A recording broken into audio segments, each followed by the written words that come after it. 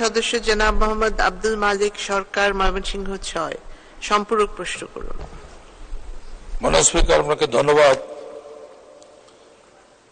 আমার নির্বাচনী এলাকায় ১৫১ ময়মনসিংহ ৬ মাননীয় মন্ত্রী মহোদয়ের কাছে আমার প্রশ্ন। আমার উপজেলায় ২টি খাদ্য গুদাম রয়েছে যা স্বাধীনতার পূর্বে নির্মিত। এখন এই উপজেলা জনসংখ্যা প্রায় ৬ লাখ। খাদ্য গুদাম যখন স্বাধীনতা পূর্বে হয়েছিল তখন আমার উপজেলায় জনসংখ্যা ছিল ২ লাখ। বিদ্যমান এই খাদ্য গুদামগুলি ধারণ ক্ষমতার তুলনায় একেবারেই অবতুল্য।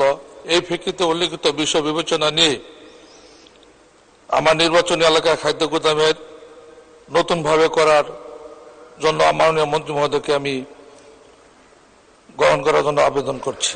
মাননীয় স্পিকার, আপনাকে ধন্যবাদ। ধন্যবাদ মাননীয় সদস্য। মাননীয় মন্ত্রী। মাননীয় স্পিকার, আপনাকে ধন্যবাদ।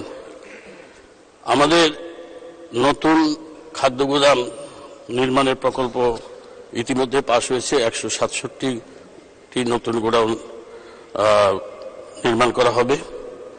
আমি আশা করছি যে ওনার নির্বাচনী এলাকা এর মধ্যে রয়েছে।